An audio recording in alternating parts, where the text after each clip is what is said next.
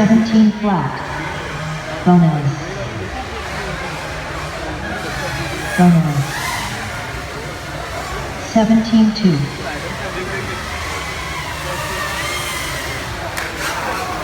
16-4. Bonus. Bonus.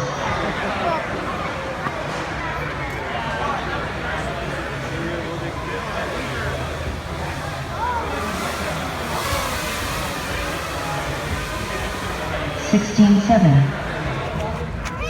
Let's see how he made it out of just cardboard. And no glue. No scared. Yeah, I did use rope because I had a part break. No, it's kind of, it's still an experiment. Cardboard. Yeah, as much as you can keep it from doing that, like those guys are doing it straight up and down.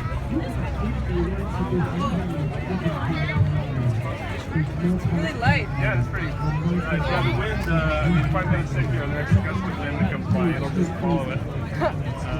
Which was fun to do yesterday at about 6 o'clock when there was nobody here. Yes, I got him. Yeah, we do. Let's go. Run away, run away. Like little programming classes all This is fun. Yeah, it's great. Yeah.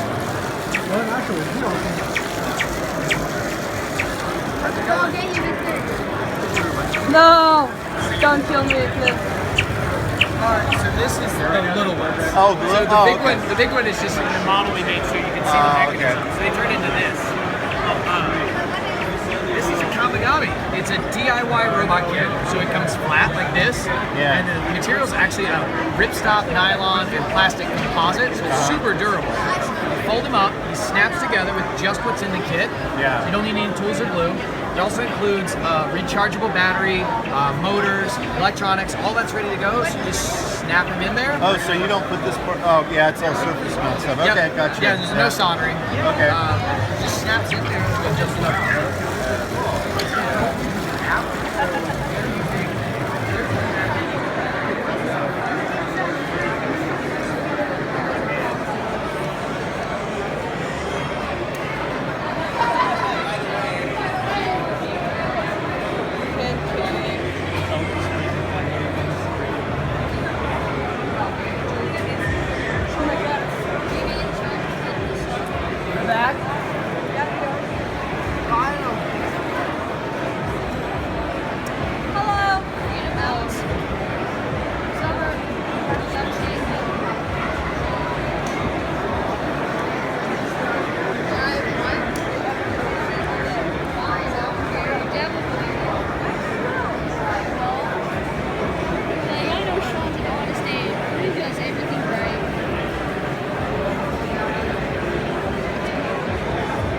Mom needs this too.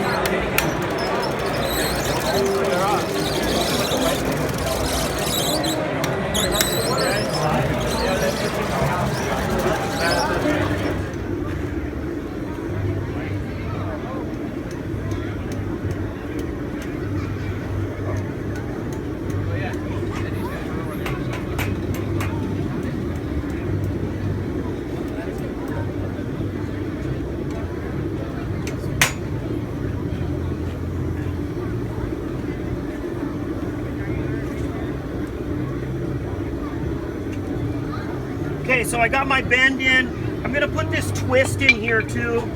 just because it's kind of a cool effect and it's kind of neat to show how it's done. So what I'm going to do now is heat it up again, and I'll put that twist around here in the middle, and then I'll bend the other side.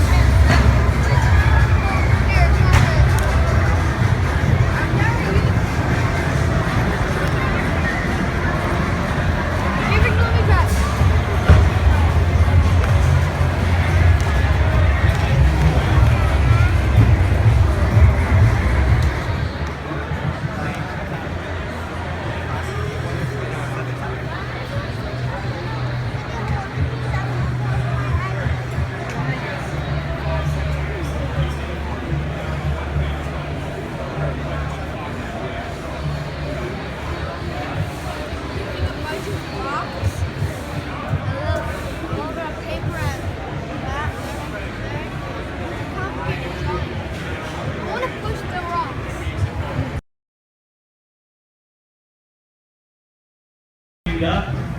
We are safe, we are clear. Is that like we're in green? Press the button, okay? Hold on a minute. While the imaginary music plays. In 3, 2, 1, and go! Push it. Keep pushing it. All right. I think he got you. You did a great job.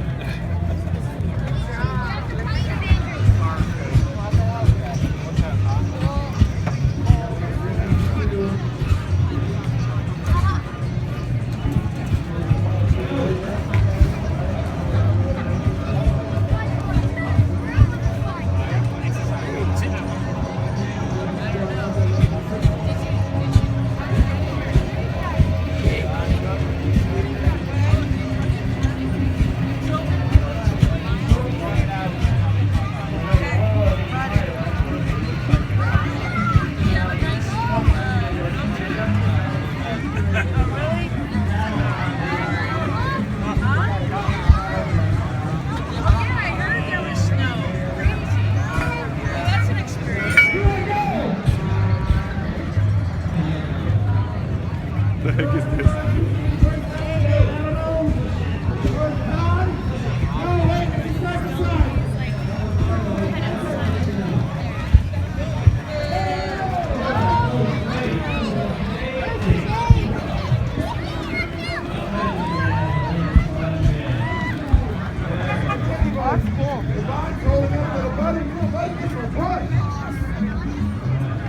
Yeah, basically I thought I could learn to like do a costume, sit down, and steer it around, but unfortunately I end up sliding up on like the snowy part, and this part here has like no pad and it's really uncomfortable.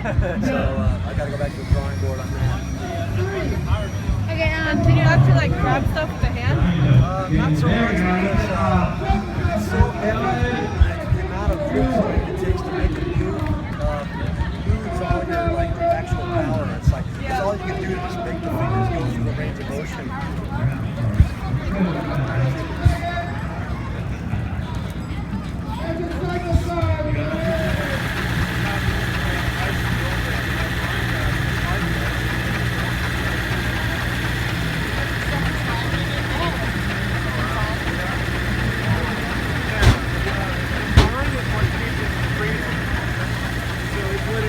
this to get really cold without actually freezing, but it's still cold enough to freeze your ice. So in the old days, they would have a metal can and they would stick it in there, and they would wait till it froze solid and then pull it out, and they would turn it upside down and hose it off with hot water to melt that outside edge and just slide out. Get out, yeah. But yeah, that's it. So this is about negative 10, negative 15 degrees Fahrenheit. So you can freeze it pretty quickly. That was just the skin. I mean, I can freeze it solid. Is this how trains used to work? Or still work? Well, it's a steam engine, basically.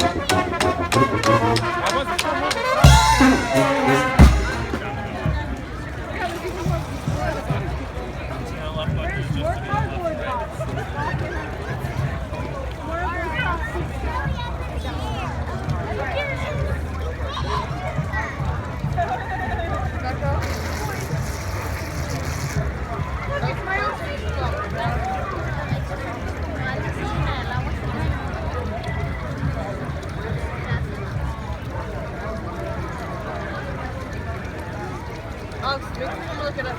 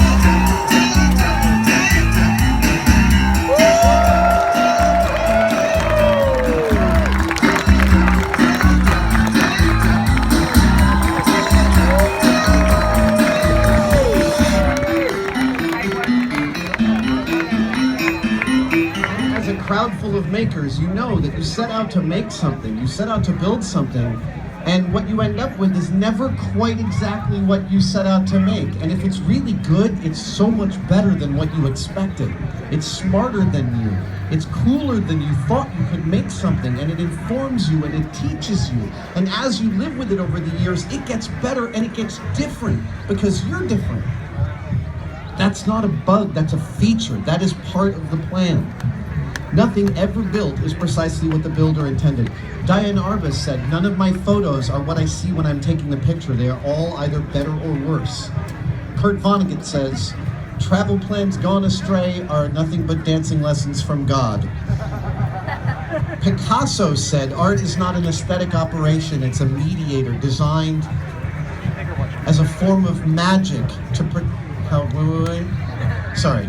Art is not an aesthetic operation. It is a form of magic designed as a mediator between this strange, hostile world and us. The world is a cool place, and we are insignificant. Sorry, kids, it's totally true. Life will be full of strife, hurt, disappointment, and failure. And as a parent, and the parents here know this, one of our jobs as a parent is to both protect our children from this knowledge until they can properly process it and deal with it. We have to protect them and prepare them at the same time. Hold on, I'm going to turn the page. I can't wait to see how this turns out. Making things and being a creator is the ritual by which we experience that in microcosm. Making is how we teach kids to find the path, not to design the path, but to find the path that's happening. We've all gotten to the point in a build where you realize things aren't going the way you thought they would go. You realize a radical new direction is necessary. Again, that's not a bug, that's a feature. It's how we learn. It's how we learn to deal with life. The joke about Carnegie Hall, how do you get to Carnegie Hall, is practice, practice, practice. Failure requires practice too. We have to practice to fail better. Einstein said that success is nothing but failing without lowering your enthusiasm. What does bringing making to kids, how does bringing making to kids fit within the educational landscape? I am not an educator. Teachers have a really, really difficult job, and my hat is off to them. I had some amazing ones, and I find the idea of facing a room full of children and keeping them interested terrifying. But when we teach to what we call teaching to the test, when we decry teaching to the test, we mean the rote memorization of facts. And facts are great, but facts without context are just noise. They don't make us better citizens or better stewards of our culture. And we've all had great teachers. Every single person here has probably had a great teacher, someone who showed them something they didn't expect. And I want you to, right now, just a thought experiment, think about that teacher. Remember them. Why do we remember them? Why were they important? What was the secret that they brought to you to show you something? And I submit that what they did was they were able to take the facts of the world and put them in a context for you. They put them in a story for you that made sense of the world at that moment. They turned facts into a story. When we have a system where teachers aren't given the resources or the space or the support to help kids understand the context of facts, we're not educated. And what is it about story? See, this is the thing. I have this long talk I'm writing in my head for years, and I won't get to it for a while yet, but I think storytelling is the origin of everything that is human. I think that our sentience makes us natural storytellers, and that we invented language around the campfire in order to tell better stories. Even if the story is, hey, this arrowhead kills the bigger thing faster so we can eat longer. Everything you make is a story about you. As one of the very limited number of sentient beings in this tiny section of our galaxy, our culture thrives best when we are all contributing our stories. And it has never been a better time to be a maker. We all totally agree with that. Out here with thousands of maker fairs and hundreds of thousands of people being exposed to 3D printing and vinyl cutting and welding and machinist, and I mean, all of this stuff is so beautiful to watch what kids can do.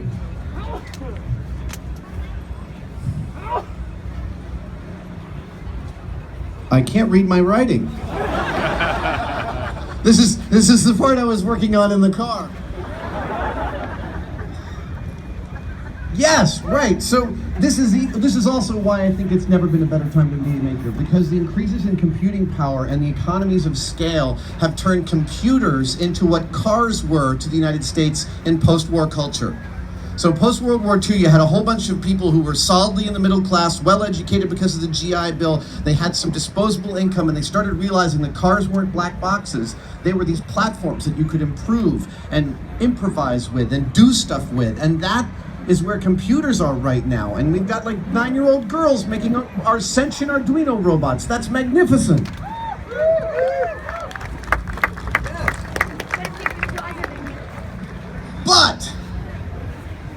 But, and this is really important, the opportunities for making are not evenly distributed right now.